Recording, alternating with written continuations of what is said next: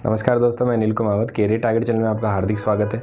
आज अपन बात करेंगे मैथ के टॉपिक अनुपात और समानुपात की, जिसका लास्ट जो पार्ट था वो अपन आज देखेंगे। लास्ट पार्ट में मैंने जितने भी सवाल है वो वही सवाल करवाए जो परीक्षाओं में आ चुके हैं दोस्तों। ठीक है, पार्ट 1, 2, 3 मैंने कंप्लीट कर दिए हैं। पार्ट 4 की आज अपन बात करेंगे दोस्तों। देखो सवाल कैसे कैसे आते हैं।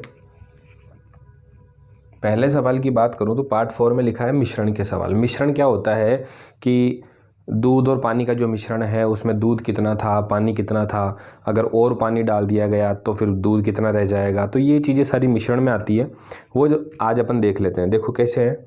80 लीटर दूध का एक मिश्रण है, 80 लीटर का एक मिश्रण है। इसमें बोला गया है जिसमें दूध और पानी है, जिसमें दूध और पानी है। दूध और पानी का अनुपात भी आपको दिया गया है। दूध और पानी है जिसका अनुपात है 7:3। ठीक है, 7:3 मान दे दिया और 80 लीटर दूध का कोई मिश्रण है। उस मिश्रण में अपन निकाल सकते हैं कि 70 लीटर दूध कितना है और पानी कितना है। वो कैसे निकाल सकते हैं, अनुपातों का योग कर लेते हैं अपन और कुल में अपन इसका भाग दे देते हैं तो 8 आ गया। अगर मैं यहाँ गुणा 8 यानी कि 56 लीटर गुणा 8 यानी कि 24 लीटर, तो 56 लीटर और 24 लीटर क्या है, दूध और पानी है। यहाँ तक तो सबको समझ में आ गया होगा। आगे लिखा है कि यदि अनुपात 2:1 करना हो तो कितने लीटर पानी और डाला जाएगा। दूध को वैसे का वैसे रखना है, लेकिन कितने लीटर पानी और डाला गया। तो पानी का मिश्रण कौन सा है, 24। मुझे ये नहीं पता कि मैं कितना पानी डाल रहा हूँ, लेकिन प्लस में अगर मैं x कर दूँ तो मुझे x का मान निकाल लूँगा। x का मान निकालने में पता चल जाएगा कि पानी कितना था। तो जो 24 + x यानी कि इसमें पानी में कुछ और पानी डाला गया। ठीक है, तो दूध कितना बचा, दूध तो था जितना जितना ही है, लेकिन इनका जो अनुपात था वो कितना हो गया, 1/2। यहाँ तक स्थिति आ गई। यहाँ से अपन को करना है वज्र गुणा। वज्र गुणा के बाद अपन को देखना है 2 को 24 से गुणा किया, 48 + 2x = 56। 2x के बराबर 8 हो गया और x बराबर 4 हो गया। मुझे पूछा क्या गया था कि इसमें कितने लीटर पानी डाला जाए ताकि दूध और पानी की मात्रा 1:2 रह जाए। तो इसमें मैंने x माना था कि कितने लीटर डालना होगा, तो मैंने कितने लीटर डाला, 4 लीटर। तो 4 लीटर अगर मैं डाल देता हूँ तो इसकी मात्रा कितनी हो जाती है, 1/2। ठीक है, देखो अगला सवाल।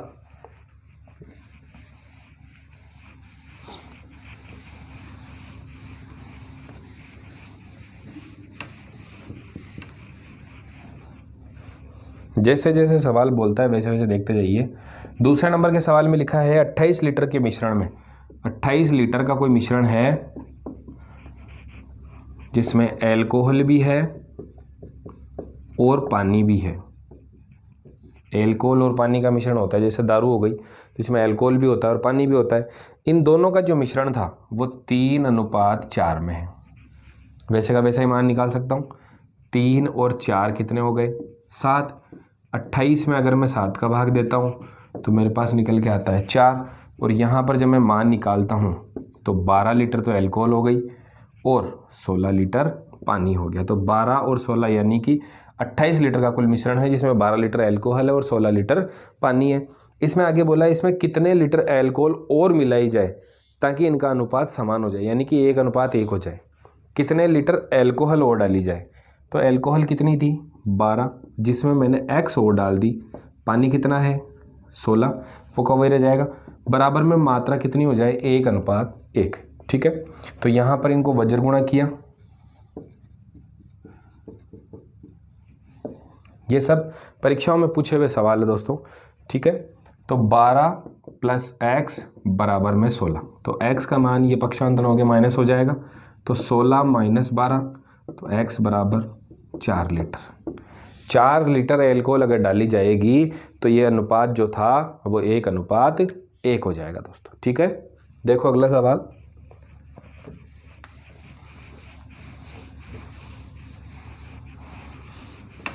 जो बच्चे आज इस वीडियो से जुड़े हैं उनसे निवेदन है कि वो फर्स्ट, सेकंड और थर्ड पार्ट ज़रूर देखें। हाँ दोस्तों देखो, तीसरा सवाल लिखा है, किसी कक्षा में लड़कियों की संख्या लड़कों की संख्या से 20% अधिक है।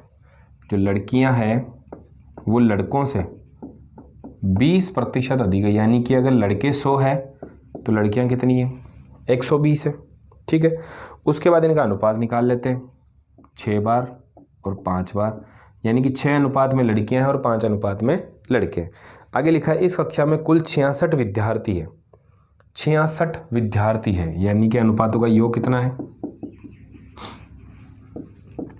66 में 11 का भाग देता हूं तो मुझे लड़के और लड़कियों की संख्या पता चल जाएगी। 36 तो लड़कियां हैं दोस्तों और 30 इसमें लड़के हैं। आगे बोला गया है कि अगर लड़कियों में 4 लड़कियां और नए एडमिशन कर दिए जाए, यानी कि लड़कियों की जो मात्रा थी 36 लड़कियां, उनमें 4 लड़कियां और नहीं आ गई, तो अब अनुपात कितना हो जाएगा। तो 4 लड़कियां आ गई तो 36 + 4 हो गया, यानी कि 40 और 30 हो गया भाई, 40 और 30 हो गया। अब 40 और 30 का जो अनुपात होगा वह 4:3 होगा, 4:3 होगा। तो अपना जो आंसर हो जाएगा वो लड़के, आगे पूछा है लास्ट में लड़के और लड़कियों का अनुपात, थोड़ा सा घुमा दिया, लड़के और लड़की का अनुपात। तो लड़कों का अनुपात कितना है, 3 है, और लड़कियों का कितना है, 4 है भाई। तो थोड़ा सा ध्यान देना, आपका ऑप्शन में 4:3 भी दिया होगा, लेकिन लास्ट में पूछा है, यहाँ तो लड़की और लड़के हैं लेकिन लास्ट में पूछा है कि लड़के और लड़की का अनुपात कितना है, तो 3:4 हो जाएगा दोस्त। ठीक है,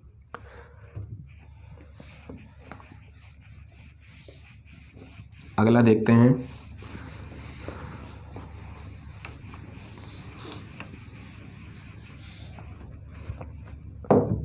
हाँ, चौथे नंबर के सवाल में लिखा है 395 रुपये को इस प्रकार बांटना है।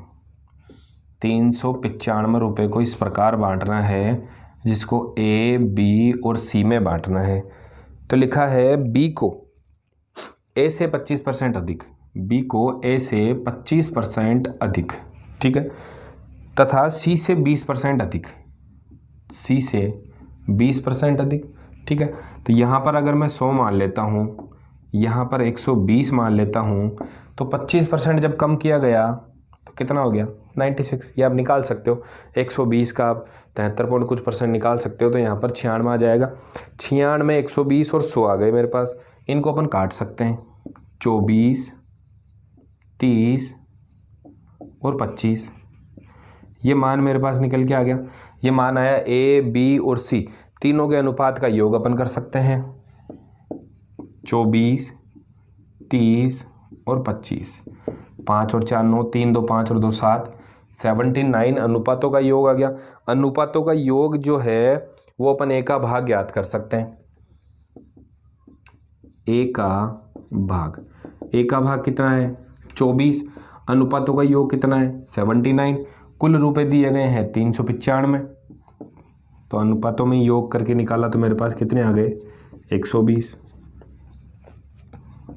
मतलब ये 5 बार भाग चला गया, तो ए का भाग कितना आ गया, 120। जैसे ए बी सी को मैंने बांटा वैसे ही पूरा सवाल मैंने किया है, तो ए का भाग निकल के आया 120 रुपये। ठीक है, 395 में से 120 रुपये कौन लेता है, ए लेता है।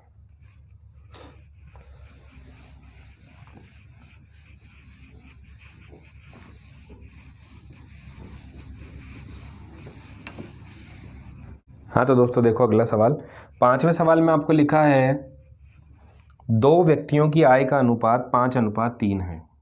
जो इनकी आय थी वो कितनी है, 5x और 3x। x मैंने मान लिया आय को, 5:3 है। उनके खर्च का अनुपात 9:5 है। खर्च का जो अनुपात है वह 9:5 है।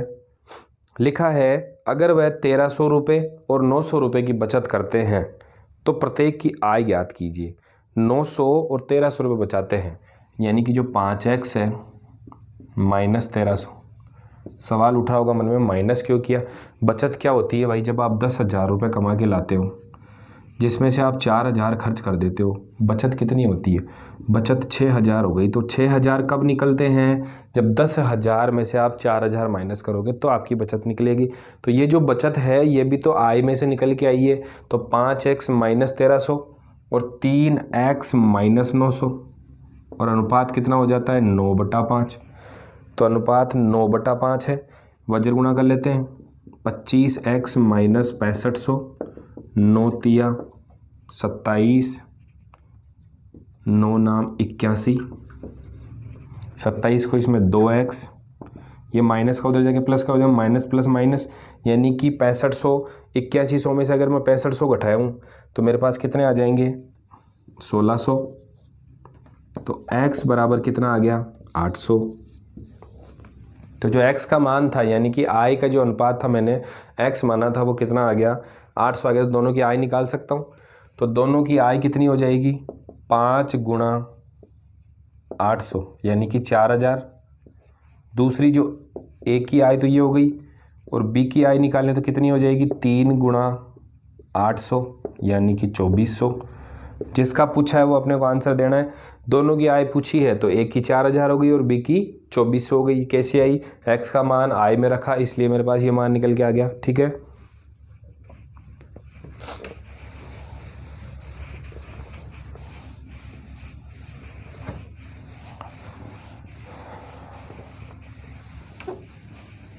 देखो दोस्तों अगले सवाल की ओर चलते हैं। 6 नंबर के सवाल में आपको लिखा है यदि किसी एक संख्या के, देखो संख्या अपन मानते हैं पहले तो, किसी एक संख्या और दूसरी है y। लिखा है किसी एक संख्या के 5%, x का 5%। ठीक है, या इसको अपन ऐसे भी कर सकते हैं, x का 5%, दूसरी का 8%, दूसरी संख्या के 4%, दूसरी संख्या के 4% का योग। यहाँ तक किसी को दिक्कत है? पहली संख्या का 5%, दूसरी संख्या के 4% के योग के पहली संख्या का 6% और दूसरी संख्या का 8%, दूसरी संख्या के 8% का 2/3 है, का 2/3 है।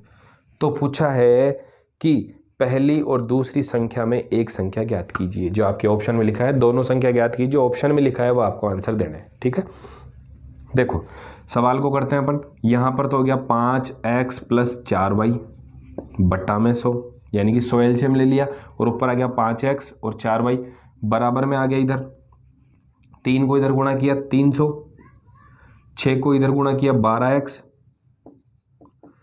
8 को 2 से किया 16y। ठीक है, 0 से 0 काट सकता हूँ। 3 को इधर गुणा किया 15x, 12y, 12x और 16y। अब 15x में से अगर मैं 12x घटाता हूँ तो मेरे पास मान आता है 3x, 12y उधर जाके घटते हैं तो मान आता है 4y। तो जो x और y का जो मान आया है यानी कि x अनुपात y का जो मान है वो हो जाएगा 4/3। तो दोनों में से एक संख्या का जो मान है वो मेरे पास आ गया 4/3 और यही मुझे मान ज्ञात करना था कि इन संख्याओं का अनुपात यानी कि इनका मान क्या होगा। तो अपने पास संख्याएं आ गई 4/3। ठीक है,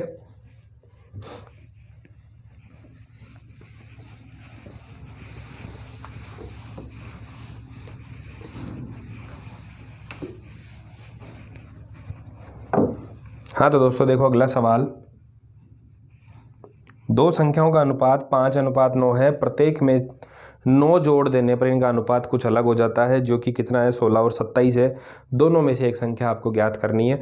देखो दो संख्याएं हैं, 5x है और 9x है। दोनों में 9 जोड़ दिया गया यानी कि 5x प्लस में 9 और 9x प्लस में 9।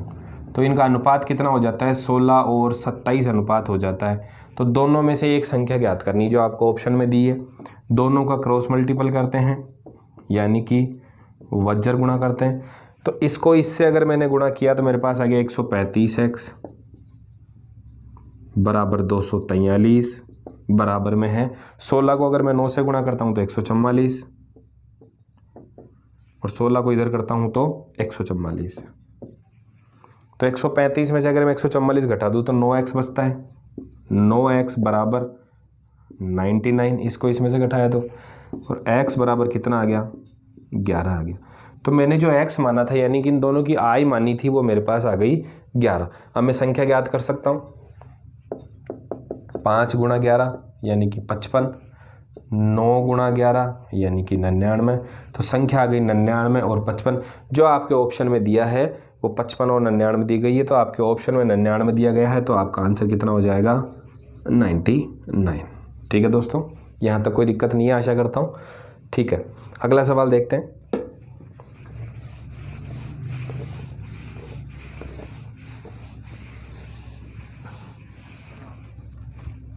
हाँ दोस्तों देखो, सवाल में लिखा है 8वें नंबर के सवाल में कि दो संख्याएं हैं 15 और 19, इनमें से कौन सी संख्या घटाई जाए। तो मैं एक संख्या घटा देता हूँ x, और इसमें से भी मैंने घटा दी x, दोनों में से x संख्या घटा दी, जो x का मान आएगा वही अपनी घटाई हुई संख्या होगी। तो 15 में से x घटा दिया और 19 में से x घटा दिया, दोनों में जो अनुपात हो जाता है वह 3/4। 4 को इधर गुणा किया मैंने, 15 चौक 60, माइनस में 4x, 19 तिया 57, माइनस में 3x। 4x में से जब 3x घटाया जाता है तो x बचता है, और 60 में से जब 57 घटाया जाता है तो 3 बचता है, और यही अपना आंसर कहलाएगा। यानी कि 3 ऐसी संख्या है जिसको इसमें से घटाने पर अनुपात 3/4 हो जाएगा। ठीक है, तो अब मेरे पास संख्या आ गई 3, अगर 3 घटा दें तो अनुपात हो जाता है 3/4। हाँ भाई देखो, लास्ट सवाल और कर लेते हैं अपन, अपना अनुपात और समानुपात यानी कि रेशियो एंड प्रोपोर्शन कंप्लीट होता है। देखते हैं, लास्ट सवाल में लिखा है कासा। कासा होता है तांबा और जस्ते का मिश्रण, तांबा और जस्ते का मिश्रण। जो कांसे की थाली होती है, घर में भी होती है, जिसमें तांबा और जस्ता मिलाया हुआ होता है। ठीक है, कासा और तांबे का जो अनुपात है 100 किलो, 100 केजी कासा है, 100 केजी कासे में 13:7 में तांबा और जस्ता है। पूछा है लास्ट में कि जस्ता कितना होगा, तो अनुपातों का योग कर लेते हैं, 13 + 7 यानी कि 20। अब अनुपात निकाल लेते हैं, 20 का भाग 100 में देता हूँ तो अनुपात निकल गया 5। अगर मैं 5 को इससे गुणा करता हूँ तो 65 किलो तो आता है तांबा, और इसको मैं 5 से गुणा करता हूँ तो 35 किलो आता है जस्ता। दोनों में से जिसका आंसर पूछे वो आपको आंसर देना है। पूछा है लास्ट में कि जस्ता कितना होगा, तो जस्ते का मान है 35, तो जस्ता हो जाएगा आपका 35 केजी, और यही अपना आंसर है दोस्तों। ठीक है, तो अपना चैप्टर यहीं कंप्लीट होता है। धन्यवाद।